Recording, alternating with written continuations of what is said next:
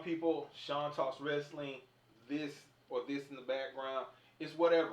You're not here to talk about that. You're here to talk about or listen to me talk about wrestling.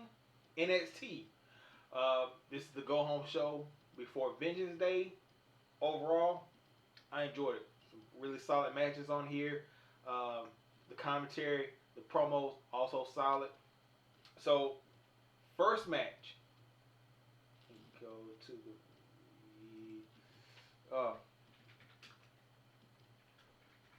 I just had the notes here. So, I just got to think about the show. Let me go back to the results so I can keep a kind of track in my head. I don't know how I skip how I skip this in my mind. So, first match, Inda Sheer defeated the Creed brothers. Match comes with pretty much Inda Sheer beating up on Julius Creed for the majority of the match. They take out Brutus. Brutus does get like a hot tag or whatever in the middle, but it's short lived. He tags back in Julius. Julius tries to go for his clothesline finisher, but Jinder grabs his leg. Ivy gets up on the ring to talk trash to him, feminism. And for her trouble for trying to defend the Creed brothers or stand up for them or whatever, she gets knocked off of the ring apron inadvertently by Julius. Julius is distracted, catches a choke slam. 1, 2, 3. Inda Sheer defeats the Creed brothers, and Diamond Mine left there to pick up the pieces. After that, you have Axiom and Tyler Bate looking over some old A-Kid footage, and they're talking about how great A-Kid was, and what happened to him. And I didn't know that A-Kid was Axiom until I was like, why would they mention A-Kid? Is he gonna come back? What's the deal now? Looked at the tattoo, and yeah, I put 2 and 2 together. So, anyway, so after that, Damian Kemp comes in. He's like, yeah, A-Kid sucks. British wrestling sucks. You guys suck. I'm better. Blah, blah, Swaze. Foreshadowing, and also Axiom and Tyler Bates set up a friendly competition match for later on. All right, moving past that one. Trying to remember some stuff, and also, you had this happen. So backstage, Indy Hartwell's reliving her Royal Rumble happenings or whatever, and Zoe Stark comes in, and Indy's like, yeah, that's the girl who injured Nakia Lyons. And then Zoe's like, if I would have did, I would have told you guys that I did it. And then so Ruka tells Zoe something or whatever, and then it leads to Indy versus Zoe Starks in a match. The match happens. Zoe Starks defeats Indy Hartwell. Solid match. Enjoyed it. Indy Hart's spine buster was pretty cool. But the match comes to an end when Indy Hartwell's fighting on the apron. She punches Zoe Stark. Tries to go for some kind of springboard clothesline or springboard something. Zoe catches her. Indy falls into the ring. And then Zoe hits her finisher. 1, 2, 3. Zoe Stark wins. After the match beatdown. And then out comes Sol Ruka for the save. The only thing I can say I didn't enjoy about this was it's another loss for Indy Hartwell. And where did she go? She's pretty much at the lowest you could go as far as from where she used to be. So it starts is a star. Like, her matches are really solid. Her promos are solid. She has the look. She has the attitude. Big thing for Zoe Starks. For Indy Hartwell, it just seems like they're throwing her into the back burner. Like, she's sacrificial. She's a sacrificial character in the grand scheme of things. Alright, moving past that. Okay. Oh, yeah. Wesley comes out. He talks about how he's going to defend the championship, how he's going to catch an ass whipping from Dyad. Hard Justice, Donovan Dijak comes out. He said, you should have just gave me the title. Now I'm going to have to do something to you. Out comes Von Wagner, who says he's the biggest and the baddest. And it leads to Von Wagner versus Dijak. Dijak defeats Von Wagner.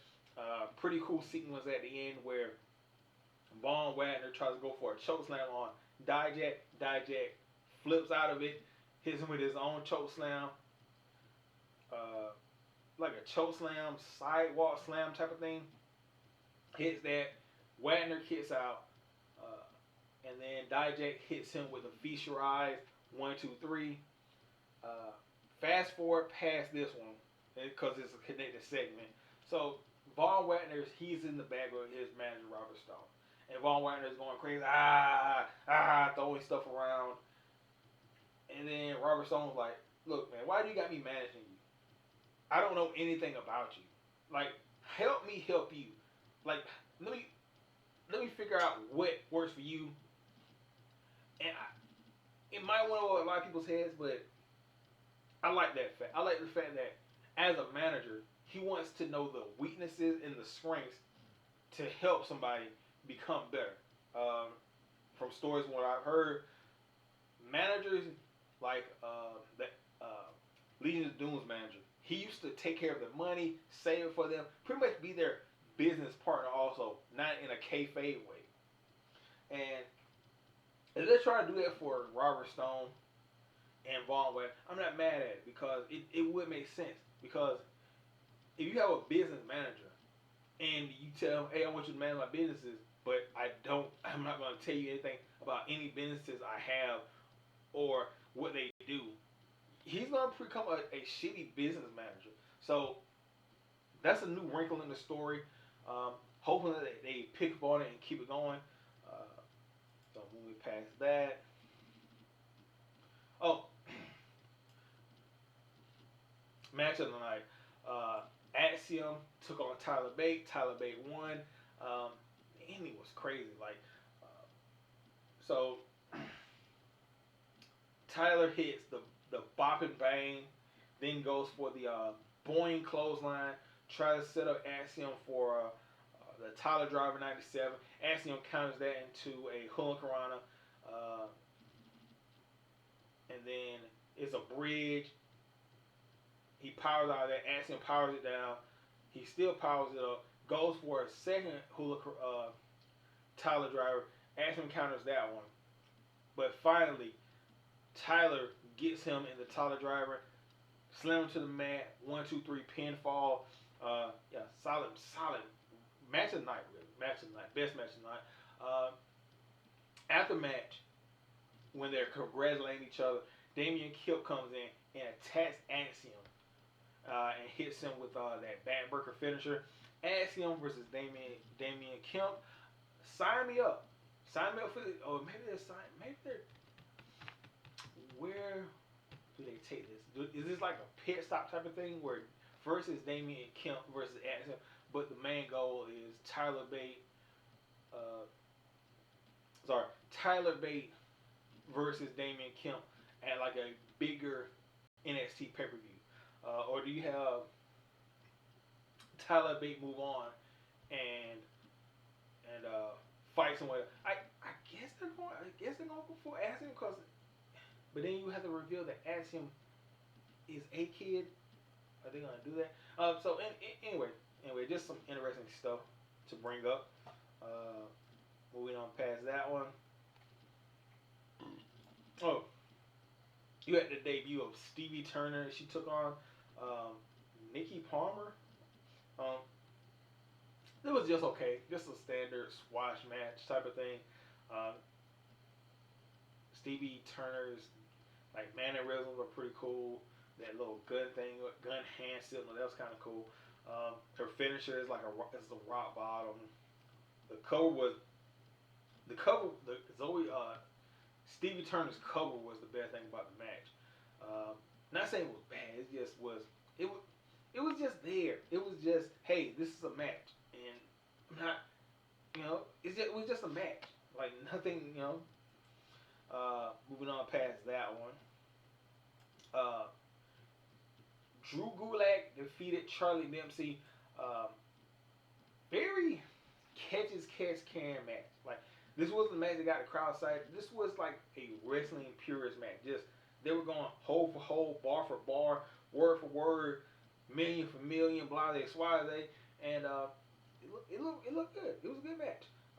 But in the end, Drew Gulak he gets caught in the crossface chicken wing, and he's struggling to get out. And out of the corner of his eye, he sees his student Hank Walker, and I don't get Hank Walker's deal. He dresses like some kind of Appalachian bum, but he's hanging around with a guy who's like a mat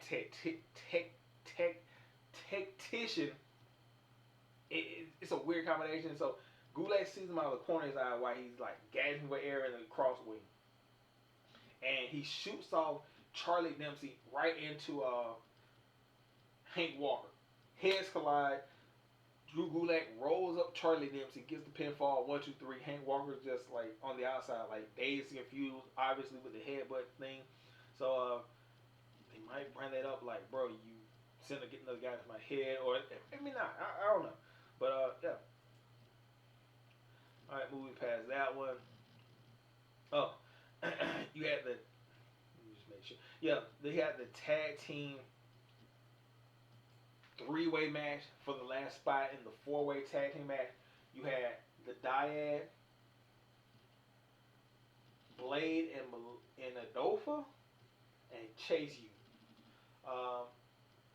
Chase U ends up winning.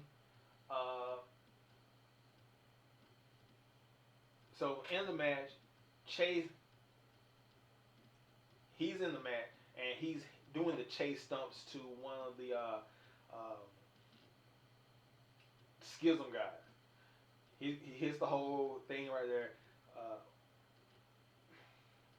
The Rock's daughter gets up on the ring apron and starts screaming at referee. Thea Hall pulls her down.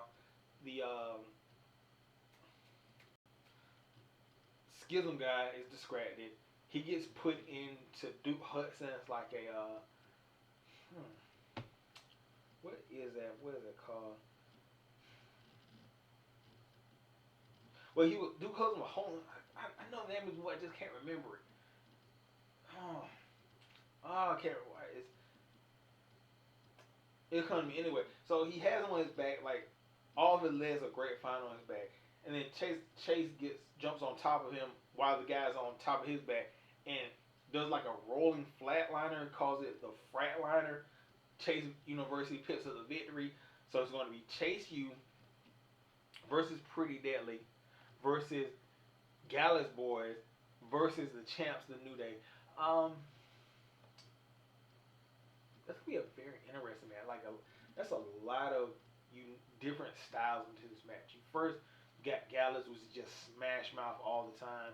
You got Pretty Deadly, which is more finesse with a little bit of power. You got the New Day doing New Day things with their booty. Then you have Chase U, which is the wild card in all this. So anyway, I enjoyed the show for what it was. And anyway, I'm gonna get out of here. Start some Mafia 3 live streams. Like, comment, subscribe. Tell me your thoughts. Tell me your predictions for Vengeance Day. I would go through them, but I'm just gonna let it play out and anything like that. So tomorrow, AEW, that's on the playlist. We're gonna have that one up. Well, I'm gonna have it up. Yeah. So anyway, I'll catch you guys later. Peace out. If I can hit the stop button. All right. See you.